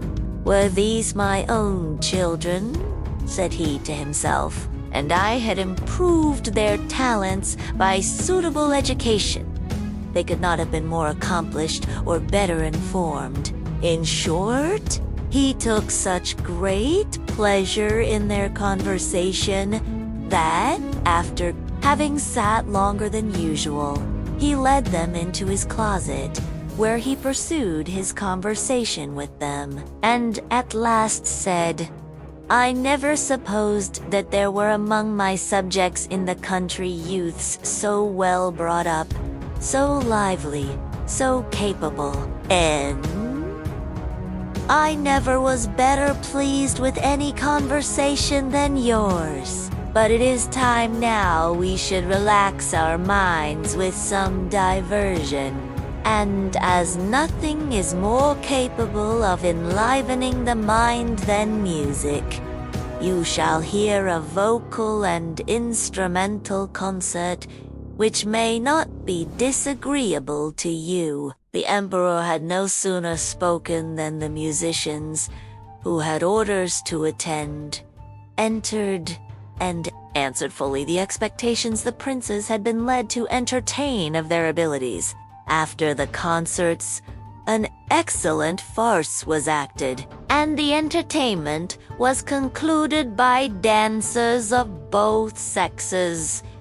The two princes, seeing night approach, prostrated themselves at the emperor's feet, and having first thanked him for the favors and honors he had heaped upon them, asked his permission to retire, which was granted by the emperor, who, in dismissing them, said, "I give you leave to go, but remember, you will be always welcome, and the oftener you come, the greater pleasure you will do me." Before they went out of the emperor's presence, Prince Bolman said, "Sir, may we presume to request that your majesty will do us and our sister the honor to pass by our house and refresh yourself after your fatigue the first time you take the diversion of hunting in that neighborhood? It is not worthy of your presence, but monarchs sometimes have vouchsafed to take shelter in a cottage. My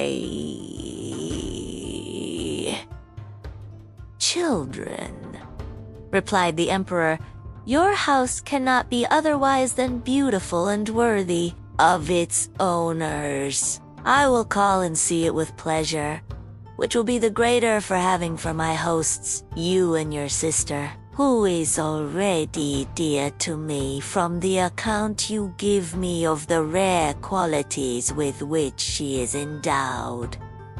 And this satisfaction I will defer no longer than tomorrow. Early in the morning I will be at the place where I shall never forget that I first saw you.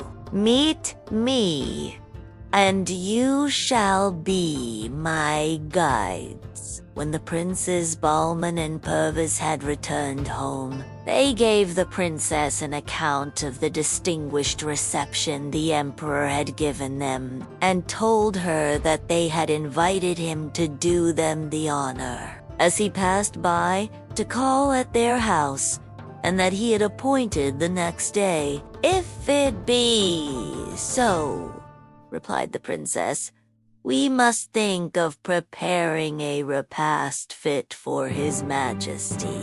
And for that purpose, I think it would be proper we should consult the talking bird, who will tell us, perhaps, what meat the emperor likes best." The princess approved of her plan, and after they had retired, she consulted the bird alone. "Bird," said she, "the emperor will do us the honor tomorrow to come and see our house, and we are to entertain him. Tell us what we shall do to acquit ourselves to his satisfaction." "Good mistress," replied the bird, "you have excellent cooks. Let them do the best they can. But above all things, let them prepare a dish of cucumbers stuffed full of pearls, which must be set before the emperor in the first course before all the other dishes." "Cucumbers stuffed full of pearls," cried Princess Pirizade with amazement. "Surely, bird, you do not know what you say. It is an unheard-of dish. The emperor may admire it as a piece of magnificence, but he will sit down to eat and not to admire pearls. Besides, all the pearls I possess are not enough for such a dish." "Mistress," said the bird, "do what I say, and be not uneasy about what may happen. Nothing but good will follow. As for the pearls, go early tomorrow morning to the foot of the first tree on your right hand in the park. Dig under it, and you will find more than you want." That night, the princess ordered a gardener to be ready to attend her, and the next morning early led him to the tree which the bird had told her of, and bade him dig at its foot. When the gardener came to a certain depth, he found some resistance to the spade, and presently discovered a gold box about a foot square, which he showed the princess. "This," said she, "is what I brought you for. Take care not to injure it with the spade." When the gardener took up the box, he gave it into the princess's hands, who, as it was only fastened with neat little hasps, soon opened it and found it full of pearls of a moderate size, but equal and fit for the use that was to be made of them. Very well satisfied with having found this treasure, after she had shut the box again, she put it under her arm and went back to the house, while the gardener threw the earth into the hole at the foot of the tree as it had been before. The Princes Bauman and Purvis, who, as they were dressing themselves in their own apartments, saw their sister in the garden earlier than usual, as soon as they could get out, went to her, and met her as she was returning with a gold box under her arm, which much surprised. "Damn, sister," said Bauman, "you carried nothing with you when we saw you before with the gardener, and now we see you have a golden box. Is this some treasure found by the gardener, and did he come and tell you of it?" "No, brother," answered the princess. "I took the gardener to the place where this casket was concealed, and showed him where to dig. But you will be more amazed when you see what it contains. The princess opened the box, and when the princess saw that it was full of pearls, which, though small, were of great value, they asked her how she came to the knowledge of this treasure. "Brothers," said she, "come with me and I will tell you." The princess, as they returned to the house, gave them an account of her having consulted the bird, as they had agreed she should, and the answer he had given her. The objection she had raised to preparing a dish of cucumbers stuffed full of pearls, and how he had told her where to find this box. The sister and brothers formed many conjectures to penetrate into what the bird could mean by ordering them to prepare such a dish, but after much conversation, they agreed to follow his advice. Exactly. As soon as the princess entered the house, she called for the head cook, and after she had given him directions about the entertainment for the emperor, said to him, "Besides all this, you must dress an extraordinary dish for the emperor's own eating, which nobody else must have anything to do with besides yourself. This dish must be of cucumbers stuffed with these pearls." And at the same time she opened him the box and showed him the jewels. The chief cook, who had never heard of such a dish, started back and showed his thoughts by his looks, which the princess, penetrating, said, "I see you take me to be mad to order such a dish, which one may say with certainty was never made. I know this as well as you, but I am not mad, and give you these orders with the most perfect recollection. You must invent and do the best you can, and bring me back what pearls are left." The cook could make no reply, but took the box and retired, and afterward the princess gave directions to all the domestics to have everything in order, both in the house and gardens, to receive the emperor. Next day the two princes went to the place appointed, and as soon as the emperor of Persia arrived, the chase began and lasted till the heat of the sun obliged him to leave off, while Prince Bahman stayed to conduct the emperor to their house. Prince Perviz rode before to show the way, and when he came in sight of the house, spurred his horse to inform the princess that the emperor was approaching.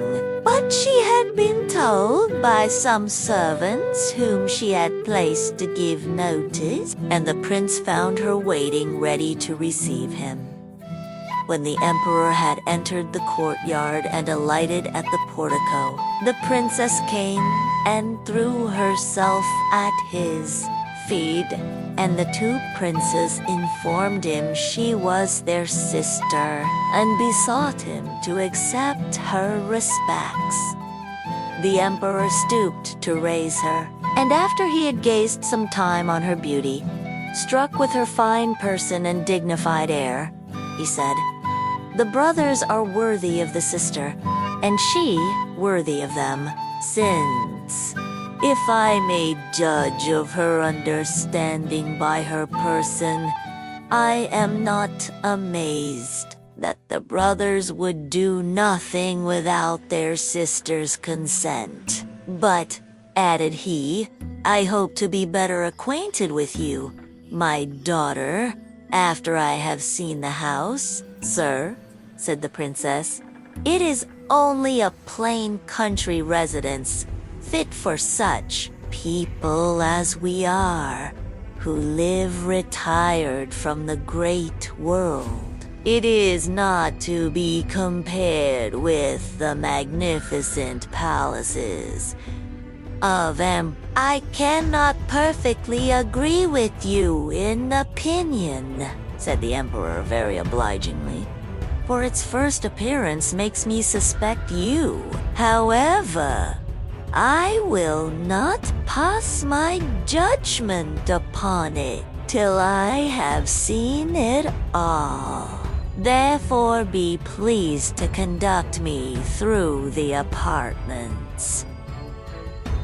The princess led the emperor through all the rooms except the hall, and, after he had considered them very attentively and admired their variety, "My daughter," said he to the princess, "do you call this a country house? The finest and largest. Cities would soon be deserted if all country houses were like yours. I am no longer surprised that you despise the town. Now let me see the garden, which I doubt not is answerable to the house." The princess opened a door which led into the garden, and the first object which presented itself to the emperor's view was the golden fountain. Surprised at so rare an object, he asked from whence that wonderful water, which gave so much pleasure to behold, had been procured. Where was its source, and by what art it was made to play so high? He said he would presently take a nearer view of it. The princess then led him to the spot where the harmonious tree was planted, and there the emperor heard a concert different from all he had ever heard before. And stopping to see where the musicians were, he could discern nobody far or near, but still distinctly heard the music which ravished his senses. "My daughter," said he to the princess, "where are the musicians whom I hear? Are they underground or invisible in the air? Such excellent performers will hazard nothing by being seen. On the contrary, they would please the more." "Sir," answered the princess, smiling, "they are not musicians, but the leaves of the tree your majesty sees before you, which form this concert. And if you will give yourself the trouble to go a little nearer, you will be convinced, and the voices will be the more distinct." The emperor went nearer and was so charmed with the sweet harmony that he would never have been tired with hearing it, but that his desire to have a nearer view of the fountain of golden water forced him away.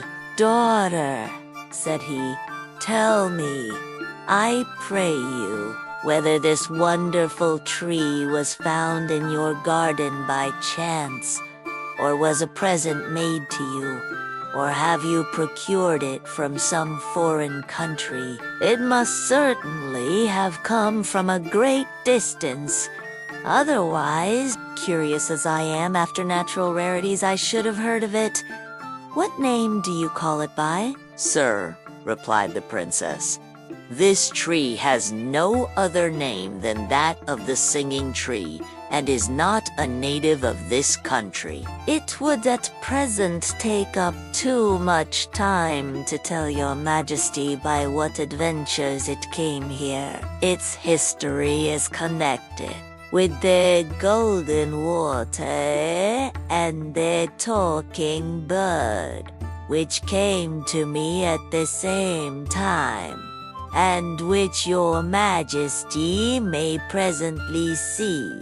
But if it be agreeable to your majesty, after you have rested yourself and recovered the fatigue of hunting, which must be the greater because of the sun's intense heat, I will do myself the honor of relating it to you." "My daughter," replied the emperor, "my fatigue is so well recompensed by the wonderful things you have shown me that I do not feel it in the least. Let me see the golden water, for I am impatient to see and admire afterward the talking bird." When the emperor came to the golden water, his eyes were fixed so steadfastly upon the fountain that he could not take them off. At last, addressing himself to the princess, he said, "As you tell me, daughter, that this water has no spring or communication, I conclude that it is foreign, as well as the singing tree." "Sir," replied the princess, "it is as your majesty conjectures, and to let you know that this water has no communication with any spring, I must inform you that the basin is one entire stone, so that the water cannot come in at the sides or underneath. But what your majesty will think most wonderful is that all this water proceeded but from one small flagon, emptied into this basin, which increased to the quantity you see by a property peculiar to itself, and formed this fountain." "Well," said the emperor, going from the fountain, "this is enough for one time. I promise myself the pleasure to come and visit it often. But now let us go and see the talking bird." As he went toward the hall, the emperor perceived a prodigious number of singing birds in the trees around, filling the air with their songs and warblings, and asked why there were so many there and none on the other trees in the garden. "Reason, sir," answered the princess, "is because they come from all parts to accompany the song of the talking bird, which your majesty may see in a cage in one of the windows of the hall we are approaching. And if you attend, you will perceive that his notes are sweeter than those of any of the other birds, even the nightingales." The emperor went into the hall, and as the bird continued singing, the princess raised her voice and said, "My slave, here is the emperor. Pay your compliments to him." The bird left off singing that instant, when all the other birds ceased also, and said, "The emperor is welcome. God prosper him and prolong his life." As the entertainment was served on the sofa near the window where the bird was placed, the sultan replied as he was taking his seat, "Bird, I thank you, and am overjoyed to find in you the sultan and king of birds." As soon as the emperor saw the dish of cucumbers set before him, thinking they were prepared in the best manner, he reached out his hand and took one. But when he cut it, was in extreme surprise to find it stuffed with pearls. "What novelty is this?" said he. "And with what design were these cucumbers stuffed thus with pearls, since pearls are not to be eaten?" He looked at his hosts to ask them the meaning when the bird, interrupting him, said, "Can your majesty be in such great astonishment at cucumbers stuffed with pearls, which you see with your own eyes, and yet so easily believe that the queen, your wife, gave birth to a dog, a cat, and a piece of wood?"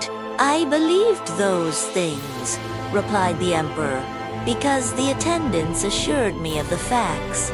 Those attendants, sir, replied the bird, were the queen's two sisters who, envious of her happiness in being preferred by your majesty before them, to satisfy their envy and revenge, have abused your majesty's credulity. If you interrogate them, they will confess their crime. The two brothers and the sister whom you see before you are your own children, whom they exposed, and who were taken in by the intendant of your gardens, who provided nurses for them and took care of their education. This speech presently cleared up the emperor's understanding. Bard, cried he, I believe the truth which you discover to me. The inclination which drew me to them told me plainly they must be of my own blood.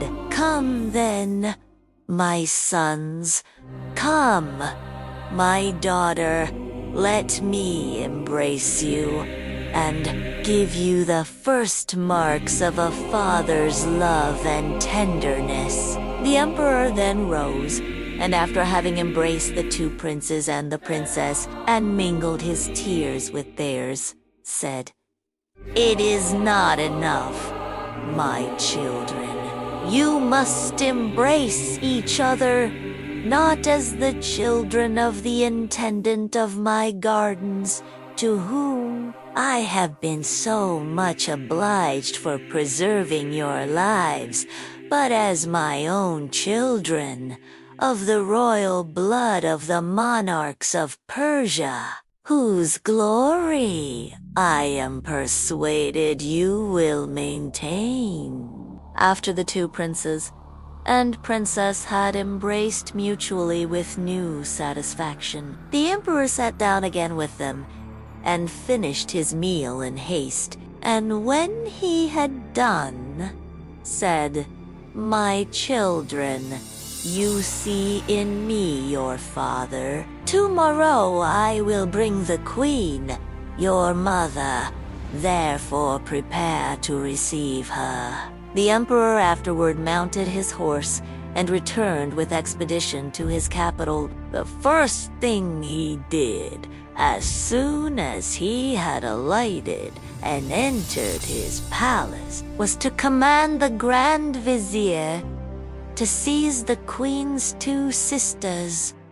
They were taken from their houses separately, convicted, and condemned to death, which sentence was put in execution within an hour. In the meantime, the Emperor Khosrowsha, followed by all the lords of his court, who were then present, went on foot to the door of the great mosque. And after he had taken the queen out of the strict confinement she had languished under for so many years, embracing her in the miserable condition to which she was then reduced, said to her with tears in his eyes, I come to entreat your pardon for the injustice I have done you, and to make you the reparation I ought, which I have begun, by punishing the unnatural wretches who put the abominable cheat upon me, and I hope you will look upon it as complete when I present to you two accomplished princes and a lovely princess, our children. Come and resume your former rank with all the honors which are your due. All this was done and said before great crowds of people who flocked from all parts at the first news of what was passing, and immediately spread the joyful intelligence through the city. Next morning, early, The emperor and queen, whose mournful, humiliating dress was changed for magnificent robes, went with all their court to the house built by the intendant of the gardens, where the emperor presented the princes Bahman and Pervis and the princess Periazad to their enraptured mother. "These much injured wife," said he, "are the 2 princes your sons, and the princess your daughter. Embrace them with the same tenderness I have done, since they are worthy both of me and you." The tears flowed plentifully down their cheeks at these tender embraces, especially the queen's, from the comfort and joy of having 2 such princes for her sons, and such a princess for her daughter, on whose account she had so long endured the severest afflictions. The 2 princes and the princess had prepared a magnificent repast for the emperor and queen and their court. As soon as that was over, the emperor led the queen into the garden and showed her the harmonious tree and the beautiful effect of the golden fountain. She had seen the bird in his cage, and the emperor had spared no panegyric in his praise. During the repast, when there was nothing to detain the emperor any longer, he took horse, and with the princes Bohman and Pervis on his right hand, and the queen consort and the princess at his left, preceded and followed by all the officers of his courts, according to their rank, returned to his capital. Crowds of people came out to meet them, and with acclamations of joy ushered them into the city, where all eyes were fixed not only upon the queen and her royal children, but also upon the bird which the princess carried before her in his cage, admiring his sweet notes, which had drawn all the other birds about him, and followed him, flying from tree to tree in the country, and from one housetop to another in the city.